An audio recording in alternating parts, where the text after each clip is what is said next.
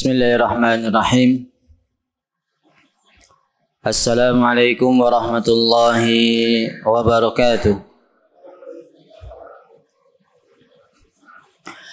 Alhamdulillah ala ihsanih wa syukru lahu ala taufiqih wa amdinanih. Wa ashhadu an la ilaha illallah wahdahu la syarika lahu ta'ziman li sya'nih. Wa ashhadu anna Muhammadan abduhu wa rasuluhu da'i ila ridwanih. Allahumma fa inna nusalli wa nusallim ala nabiyyina Muhammadin wa ala alihi wa ashabihi wa man tabi'ahu wa istanna bi sunnatihi ila yaumiddin. Allahumma bika asbahna wa bika amsayna wa bika nahya wa bika namutu wa ilaika an-nusyur. Asbahna ala fitratil Islam wa ala kalimatil ikhlas wa ala dini nabiyyina Muhammadin sallallahu alaihi wasallam. Wa ala millati abina Ibrahim hanifan musliman wa ma kana minal musyrikin, amma ba'du. Kita panjatkan puji syukur kehadirat Allah tabaraka wa ta'ala di kesempatan pagi hari yang mulia ini. Kita masih diberikan kekuatan, kesehatan, hidayah serta taufik dari Allah Jalla wa Ala, sehingga kita bisa melangkahkan kaki kita menuju rumah Allah dalam rangka beribadah kepadanya. Kita berharap semoga Allah tabaraka wa ta'ala berkenan memberikan kepada kita ilmu yang bermanfaat, sehingga bisa kita amalkan sebagai bekal kita menghadap Allah Jalla wa Ala. Amin ya rabbal alamin. Salawat dan salam semoga senantiasa tercurahkan kepada uswah hasanah kita, Nabi besar Muhammad sallallahu alaihi wasallam, pada keluarganya, sahabatnya, dan umatnya yang setia mengikuti tuntunannya hingga hari kiamat. Kaum muslimin muslimat rahimani wa rahimakumullah,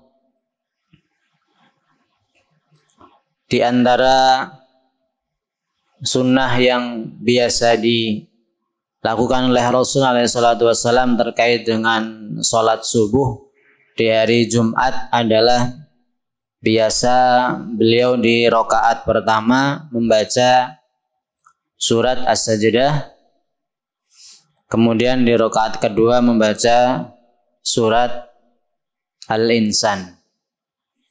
Rasanya pripun, Pak?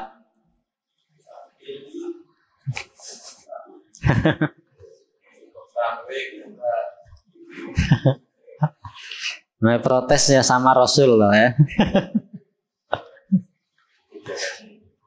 Iya, ini satu sunnah ya. Kalau kita bisa ya kita mencoba ya, meskipun tidak setiap Jumat ya. Tapi di antara sunnah yang biasa dilakukan oleh beliau, memang ini yang beliau lakukan di sholat subuh. Memang berat ya, memang berat. Tapi insya Allah kalau kita niatkan melaksanakan sunnah Rasul, maka ada tambahan pahala dari sisi niat tersebut, di samping pahala-pahala yang sudah Allah siapkan ya. Dulu di awal pertemuan kan sudah kita sampaikan, satu huruf dilipatkan menjadi 10. Sudah pernah ngitung belum surat As-Sajdah berapa hurufnya? Belum pernah ya? Pak Bini sudah pernah ngitung? Belum. Kalau surat Al-Insan berapa ayat? Belum tahu. Berapa huruf? Lebih-lebih belum tahu. Yang jelas banyak. Dah lah, pokoknya begitu. Dan insya Allah dengan hal tersebut kita menjadi lebih semangat untuk melaksanakan sunnah-sunnah Rasul. Sunnah Rasul banyak, bukan hanya yang enak-enak saja ya. Biasanya yang dijadikan patokan apa? Ini kan sunnah. Di antara sunnahnya apa? Nah, masalah pernikahan biasanya kan itu ya, yang enak-enaknya saja. Ini kan sunnah, alasannya begitu. Wallahu a'lam. Para hadirin yang dimuliakan Allah Subhanahu wa taala, kita masih melanjutkan pembahasan kajian kita, yaitu tentang Asmaul Husna. Pada pertemuan sebelumnya kita menyampaikan berapa poin? 5 ya. 5 poin mengapa mempelajari Asmaul Husna itu sangat penting sekali. Ada yang masih ingat 5 poin itu? Yang pertama apa? Karena Asmaul Husna adalah ilmu yang paling penting. Ilmu yang paling penting. Harus diingat ini. 2, mempelajari Asmaul Husna merupakan kewajiban pertama. Ini alasan yang kedua. Alasan yang ketiga apa? Dengan mempelajari Asmaul Husna maka akan menambah keimanan. Penting-penting semua ini poin-poinnya. Yang keempat, dengan mempelajari Asmaul Husna maka kita akan lebih mengenal atau memahami syariat Allah. Dan yang kelima apa? Dengan mempelajari Asmaul Husna maka akan memotivasi kita untuk beramal lahir dan batin. Ini 5 poin yang sudah kita sampaikan. Pagi hari ini kita akan melanjutkan, semoga bisa 3 poin ya. Poin yang keenam, mengapa kita sangat ditekankan untuk mempelajari Asmaul Husna adalah dengan mempelajari Asmaul Husna membuat kita lebih tegar menghadapi musibah. Dengan kita mempelajari Asmaul Husna maka akan membuat kita lebih tegar dalam menghadapi musibah. Para hadirin dimuliakan Allah Subhanahu wa taala, yang namanya orang hidup di dunia itu tidak mungkin enak terus. Tidak mungkin ada orang hidup di dunia ini kok apa? Enak terus. Pasti ada saatnya dia merasakan apa? Tidak enak. Tidak mungkin dia sehat terus. Pasti ada saatnya sakit. Tidak mungkin dia senang terus. Pasti ada saatnya susah atau sedih. Tidak mungkin dia tertawa terus. Pasti ada saatnya menangis. Ada tawa, ada tangis. Ada kaya, ada miskin. Suatu saat rizkinya lancar, di saat yang lain rizkinya seret. Inilah kehidupan di dunia. Jangan pengennya apa? Enaknya terus, rezekinya lancar terus. Ya, tidak mungkin begitu. Justru dengan bervariasinya hal tersebut akan membuat kita menjadi lebih tawakal. Ya. Nah, ketika orang memahami Asmaul Husna, lalu dia mengalami musibah, apapun bentuk musibahnya, maka dia akan lebih tegar menghadapinya. Saya tidak mengatakan dia tidak sedih, karena sedih itu sesuatu yang manusiawi.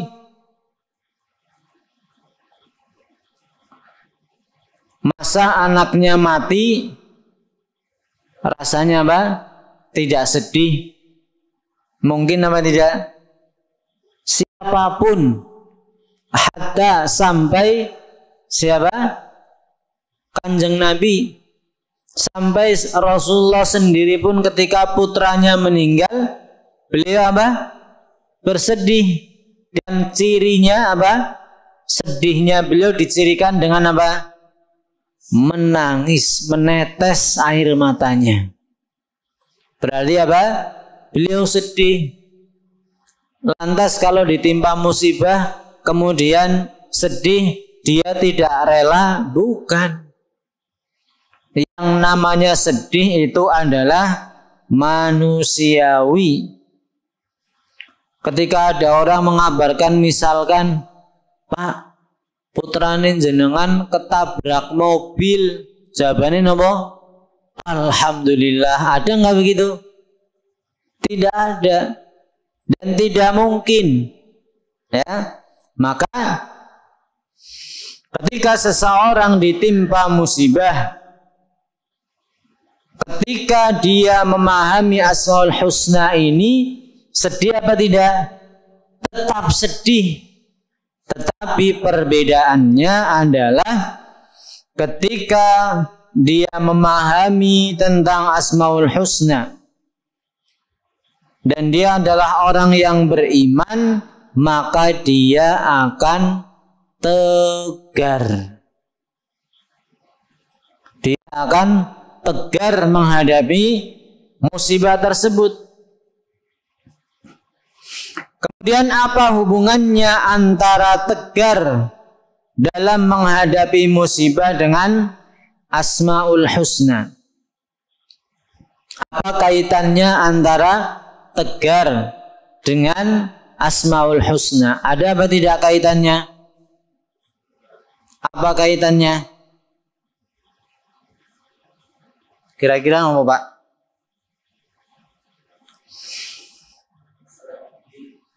Apa? Berserah diri. Ada enggak Asmaul Husna yang berkaitan dengan berserah diri?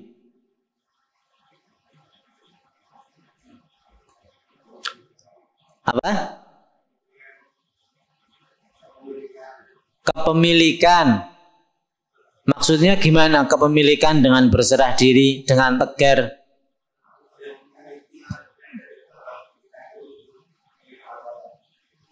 Karena kita menyadari bahwa kita milik Allah, terus maka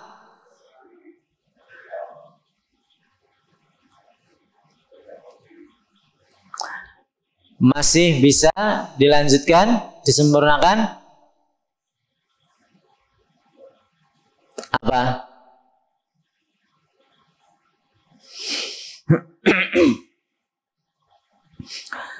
Di antara nama Allah Subhanahu wa Ta'ala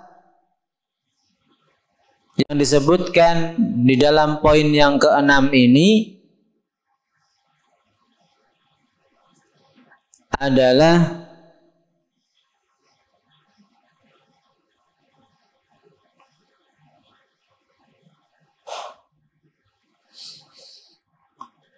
di sini disebutkan, ya, fa idza 'alimal 'abdu anna rabbahu 'alimun hakimun 'adlun la yazlimu ahada radhiya wa sabara.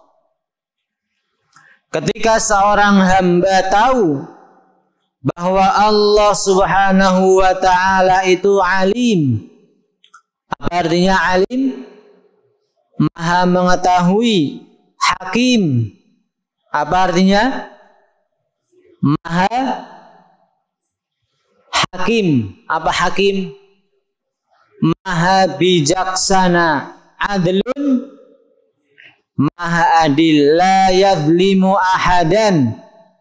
Tidak pernah Allah itu menzalimi seorang pun. Ketika dia faham nama-nama ini, ketika dia meyakini nama-nama ini, maka saat ditimpa musibah langsung dia ingat nama Allah.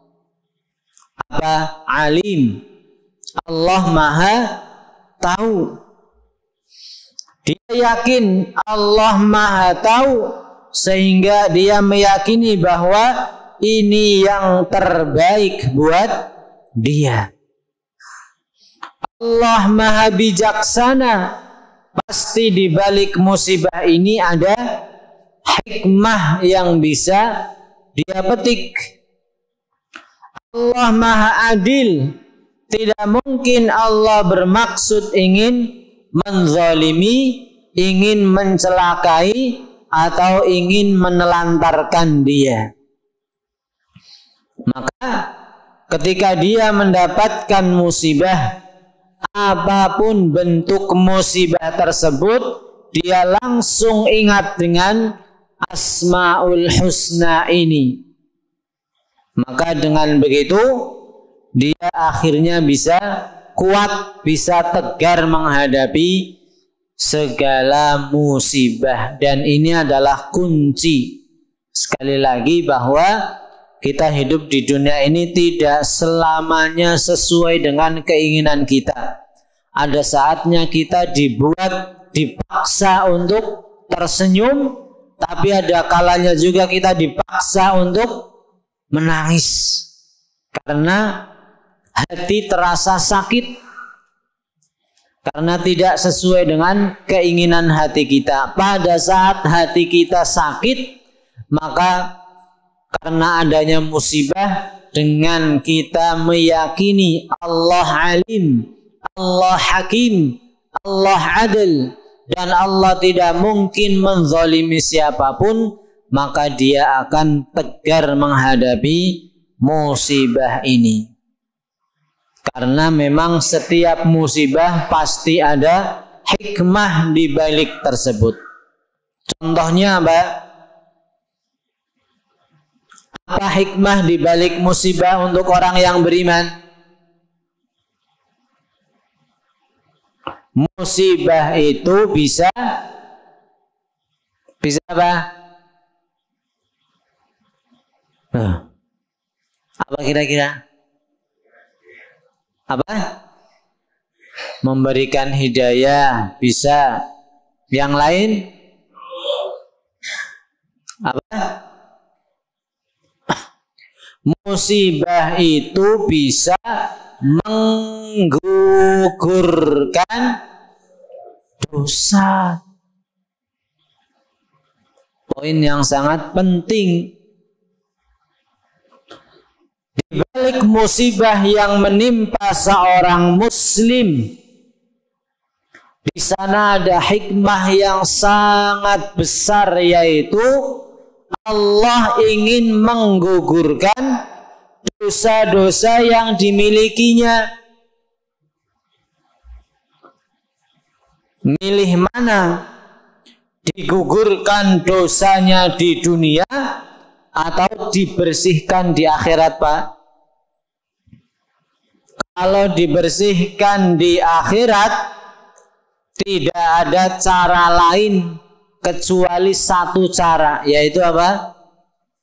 Dicuci di neraka. Dibersihkannya di neraka. Panjenengan milih pundi? Milih di dunia apa milih di akhirat? Milih di dunia. Berarti apa? Siap ya? Siap? Siap tidak siap ya? Karena inilah cara Allah menggugurkan dosa seorang muslim. Jadi ketika dia ditimpa musibah, yang dilihat fokusnya jangan musibahnya, tapi di balik musibah itu. Dengan adanya musibah ini, ternyata Allah ingin menggugurkan dosa-dosa kita. Karena kita tidak mau dan tidak akan mungkin mampu dosa kita dibersihkan di akhirat. Maka lebih baik sakit di dunia sebentar, sedikit, ya, tidak banyak. Ini maka kemudian Allah bersihkan dia dari dosa dengan cara ditimpa musibah. Dan ini adalah bentuk kasih sayang Allah Subhanahu wa ta'ala untuk para hambanya. Ini yang pertama, hikmah dibalik musibah yang menimpa seorang muslim, bahwa musibah itu bisa menggugurkan dosa. Hikmah yang kedua, Pak. Hikmah yang kedua apa, Pak? Kira-kira mengangkat derajat. Mengangkat derajat seseorang. Derajat di mana? Derajat di mana? Di surga. Rasulullah sallallahu alaihi wasallam menjelaskan bahwa ada sebagian manusia yang oleh Allah Subhanahu wa ta'ala sudah ditakdirkan memiliki derajat yang tinggi di surga. Kata Rasul, ada sebagian orang yang ditakdirkan oleh Allah Subhanahu wa ta'ala itu memiliki surga yang tinggi, tapi amalannya apa? Amalannya nggak ngejar.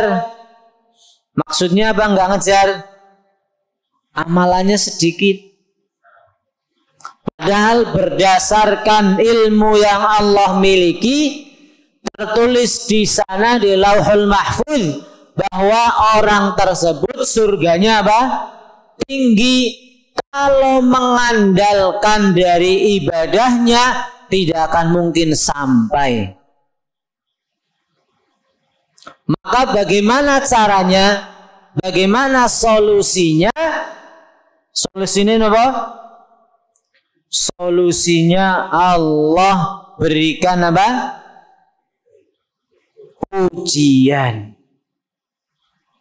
Allah berikan musibah kepadanya. Kenapa? Ya karena amalannya tidak cukup untuk menempatkan dia berada di surga yang tinggi. Padahal berdasarkan ilmu Allah bahwa dia menempati surga yang tinggi. Sebagai bentuk kasih sayang Allah kepada dia, garis bawahi. Sebagai bentuk kasih sayang Allah kepada dia, maka Allah berikan dia ujian. Allah berikan dia musibah. Makanya kata Nabi sallallahu alaihi wasallam, ibtalahu Allahu fi jasadihi au fi malihi au fi waladihi. Dan bentuk ujiannya itu macam-macam. Bentuk ujiannya, musibahnya itu macam-macam. Bisa menimpa fisiknya. Fisiknya apa? Sakit. Atau bahkan apa? Sakit-sakitan. Sering sakit. Berobat, sembuh. Kemudian 3 hari apa? Sakit lagi. Bahkan bisa jadi sakitnya apa? Lebih parah. Bayangkan coba. Kalau yang dia lihat fokusnya adalah sakitnya itu, maka dia akan tegar apa tidak menerima musibah itu? Menerima ujian itu? Tidak akan mungkin, karena yang dia lihat apa? Sakitnya. Ya Allah, ketoke baru wingi mriyang kok saiki mriyang meneh. sebulan ini, 1 bulan ini sudah beberapa kali sakit. Ya Allah, nggak kuat. Nah, ya, karena fokusnya dia apa? Di musibahnya. Rubah sudut pandangnya bahwa dengan musibah ini, dengan ujian ini, satu, Allah menggugurkan dosa. Bisa jadi ketika dia sehat banyak apa? Banyak dosa, banyak maksiat, maka Allah berikan dia sakit. Yang kedua, dengan sakit yang menimpanya itu Allah ingin mengangkat derajatnya. Maka fokusnya dengan seperti ini yang dia lihat, dengan izin Allah dia akan tegar menghadapi segala musibah. Dan musibahnya atau ujiannya bisa bermacam-macam, jasadnya, fisiknya, sakit-sakitan, malihi hartanya, susah payah cari uang, ya. Ternyata ketika sudah dapat apa? Kemalingan atau dirampok atau hartanya ludes dimakan api. Ya, au fi malihi au fi waladihi, atau bisa jadi anaknya apa? Meninggal, keturunannya, padahal sudah menunggu bertahun-tahun. Begitu lahir baru 3 bulan kemudian apa? Meninggal. Padahal lagi sayang-sayangnya. Kayak judul lagu ya. Lagi sayang-sayangi. Kemudian diambil oleh Allah Subhanahu wa ta'ala. Maka Allah Subhanahu wa ta'ala ngasih musibah kepada dia supaya dia bisa mencapai derajat yang tinggi di surga yang sudah ditakdirkan oleh Allah Subhanahu wa ta'ala. Hadis riwayat Abu Dawud.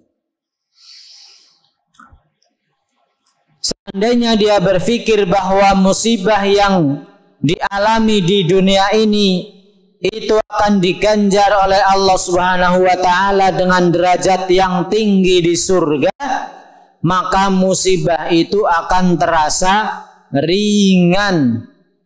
Karena apa yang Allah sediakan di akhirat itu jauh lebih menggiurkan dibandingkan apa yang kita rasakan di dunia. Sebagaimana hadis yang diriwayatkan oleh Imam Bukhari, penduduk surga yang derajatnya paling rendah adalah, kata Rasulullah, laka mithluhu wa asyru amthaliha. Kata Rasulullah SAW, balasan atau derajat bagi penghuni surga yang paling rendah adalah seperti dia memiliki dunia dan isinya. Seluruh dunia ini hanya milik dia. Menggiurkan apa mboten? Jenengan pun nate teng Amerika napa dereng? Jenengan pun nate teng Inggris napa dereng? Sampun nate teng pundi melih? Swiss, Cina, Amerika apa? Yordan, Turki. Mungkin ya 1-2 lah ya di antara yang hadir ini, tidak banyak lah. Bayangkan kalau itu semua milik panjenengan. Artinya apa? Mau kemana-mana naik pesawat tidak bayar. Wong itu punya panjenengan kok bayar. Tidak perlu apa? Puyeng.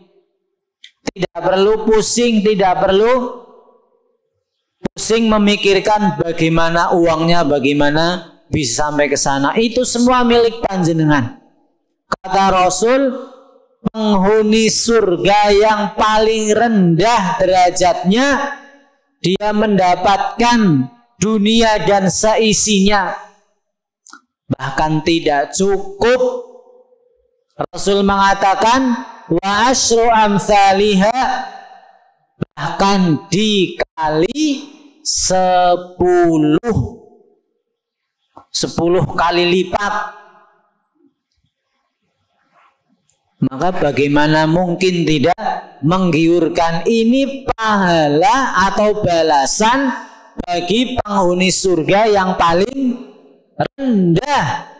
Maka bagaimana dengan yang ada di atasnya, dan bahkan yang paling tinggi? Tidak bisa dibayangkan.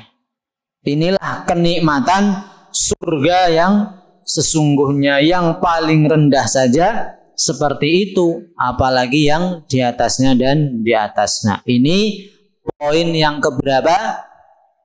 Keenam. Apa poin keenam? Ketika kita dengan mempelajari Asmaul Husna, maka membuat kita lebih apa? Tegar dalam menghadapi musibah. Yang ketujuh, singkat, ini sebagai awalan saja, adalah dengan belajar Asmaul Husna, maka akan membersihkan diri dari penyakit hati dan akhlak tercela. Dengan mempelajari Asmaul Husna akan mengikis penyakit hati dan akhlak tercela. Dengan mempelajari Asmaul Husna, penyakit-penyakit hati yang bercokol di dalam batin kita ini akan dibersihkan oleh Allah Subhanahu wa taala. Begitu pula akhlak-akhlak buruk yang ada di dalam diri kita. Contohnya apa? Sombong. Bagaimana kita mengikis sombong ini? Dengan memahami bahwa Allah Subhanahu wa taala memiliki nama Al-Akbar. Apa artinya? Maha besar, paling besar. Selain Allah kecil. Selain Allah itu adalah kecil. Lantas apa yang bisa disombongkan? Maka jawabannya apa? Tidak ada. Tidak ada. Di antara Asmaul Husna yang lain adalah Al-Jawad. Apa artinya Jawad? Al-Jawad. Apa artinya? Maha dermawan. Di antara Asmaul Husna adalah Al-Jawad, Maha dermawan. Allah sangat pemurah dengan seluruh makhluknya. Yang minta dan yang enggak minta tetap dikasih oleh siapa? Allah Subhanahu wa taala. Berulang kali saya menanyakan, panjenengan bangun tidur pernah minta bisa melihat? Pernah minta kepada Allah, ya Allah berikan saya pendengaran, ya Allah biarkan saya hari ini bisa mendengar, ya Allah biarkan, izinkan hamba hari ini bisa berjalan. Ada di antara kita yang meminta kepada Allah begitu? Ada pagi hari ini yang minta begitu? Tidak ada. Tapi Allah berikan apa tidak? Allah berikan. Ini nikmat. Ya, ini nikmat Allah berikan kepada kita. Cuma sayangnya kita tidak sadar karena sudah apa? Katanya sudah kebiasaan. Lewong semalam aja lari-lari, masa pagi hari ini nggak bisa jalan? Nah, karena merasa kebiasaan. Padahal bisa saja dan sangat mungkin bagi Allah untuk mengambil nikmat yang Allah berikan kepada kita, tapi tidak Allah lakukan. Hal ini karena apa? Allah adalah zat yang maha dermawan, maha pengasih, maha penyayang, dan sebagainya dan sebagainya.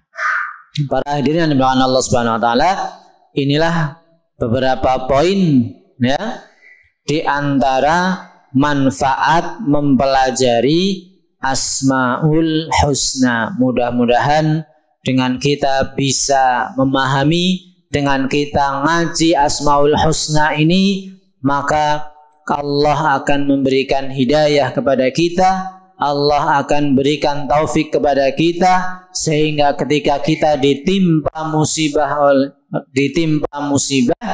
maka kita akan siap menghadapi musibah itu, tegar dan sabar menghadapi musibah itu, serta ikhlas menerima ujian yang Allah berikan tersebut, karena yang kita fikirkan adalah hikmah di balik musibah tersebut. Mudah-mudahan bisa difahami dan bisa memberikan manfaat kepada kita semua. Hadanallahu wa iyyakum ajmain. Wallahu ta'ala bishawab. Ada yang ingin bertanya? Barangkali dipersilakan. Subhanakallahumma wa bihamdika asyhadu an la ilaha illa anta astaghfiruka wa atubu ilaik. Wa la minkum. Assalamualaikum warahmatullahi wabarakatuh.